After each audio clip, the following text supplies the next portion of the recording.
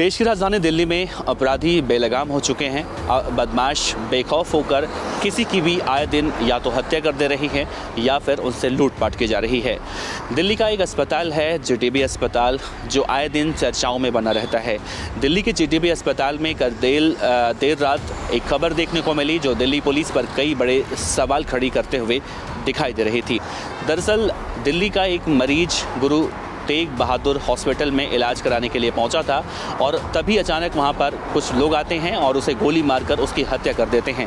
हालांकि इस मामले में जब दिल्ली पुलिस के ऊपर कई सवाल खड़े होते दिखाई दे रहे हैं तो अब कई अलग तरह की जानकारियां निकलकर सामने आ रही हैं।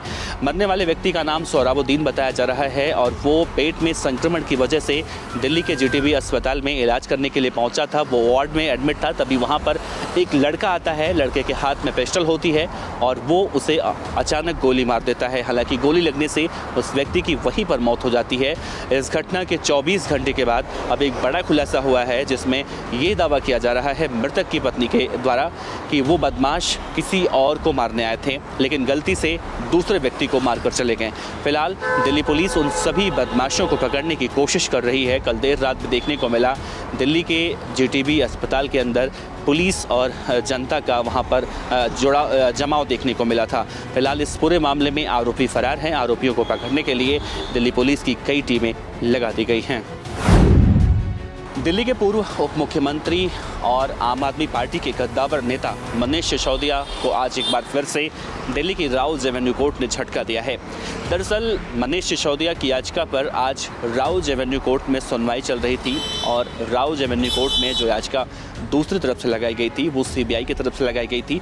इस मामले में सुनवाई करते हुए मनीष सिसोदिया को कोर्ट ने झटका दिया है और उनकी कस्टडी जो है 22 जुलाई तक के लिए बढ़ा दी गई है।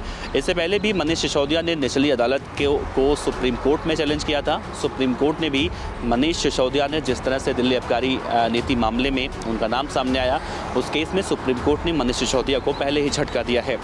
इससे पहले भी देखा जाए, अभी 5 दिन पहले मनीष सिसोदिया के मामले में जब सुप्रीम कोर्ट में सुनवाई होनी थी तो उस वक्त सुप्रीम कोर्ट के जो मनीष सिसोदिया के केस से जुड़े हुए जज थे उन्होंने अपने आप को इससे अलग कर लिया था। यानी देखें तो एक तरफ दिल्ली के मुख्यमंत्री अरविंद केजरीवाल पहले से तिहाड़ जेल में बंद हैं, उनकी जमानत नहीं हो रही है।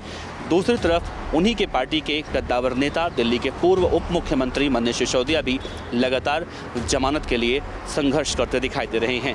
बहरहाल अब इस पूरे मामले में आने वाले 22 जुलाई को एक बार फिर से दिल्ली की राउज एवेन्यू कोर्ट सुनवाई करेगी, लेकिन तब भी देखना अहम होगा कि मनीष सिसोदिया को उस दिन जमानत मिलती है या फिर आज की तरह उनकी न्यायिक हिरासत बढ़ाई जाती है। लोकसभा चुनाव 2024 संपन्न होने के बाद अब महाराष्ट्र विधानसभा चुनाव को लेकर सभी पार्टियों ने अपनी कमर कस ली है।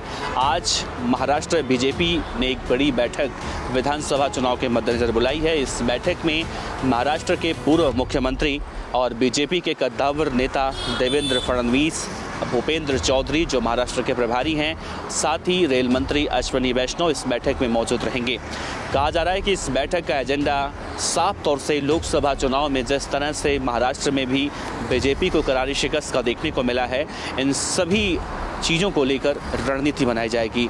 जाहिर है इसी साल के अंत में महाराष्ट्र में विधानसभा चुनाव होने हैं और जिस तरह से 2024 का रिजल्ट आया उसे देखकर अब बीजेपी कोई भी कोर कसर नहीं छोड़ना चाहती है और बैठकों का सिलसिला यूं ही बदस्तूर शुरू हो चुका है। दूसरी तरफ देखें तो उत्तर प्रदेश के पूर्व मुख्यमंत्री अखिलेश यादव ने भी ऐलान किया है कि अगर ज़रूरत पड़ती है तो महाराष्ट्र में वो अकेले अपने दम पर सभी सीटों पर चुनाव लड़ने की कोशिश करेंगे। यानी कि अखिलेश यादव समाजवादी पार्टी के राष्ट्रीय अध्यक्ष हैं और वो महाराष्ट्र विधानसभा चुनाव में एक सीटों पर अपने उम्मीदवार अकेले अपने दम पर उतारने की कोशिश करेंगे। खैर, लोकसभा चुनाव के बाद विधानसभा चुनाव में अब किस पार्टी का दबदबा ज़्यादा है?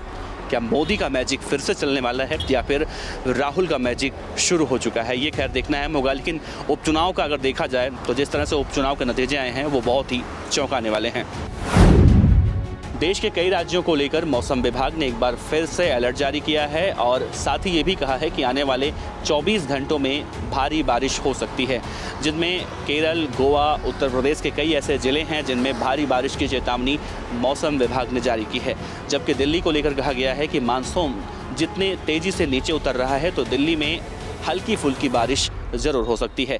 वैसे देखा जाए तो मौजूदा वक्त में दिल्ली में भी, दिल्ली एनसीआर में हल्की फुल्की बारिश लगातार हो रही है, लेकिन मानसून के नीचे जाने की वजह से यहाँ पर गर्मी का सितम और भी ज़्यादा बढ़ता हुआ दिखाई दे रहा है।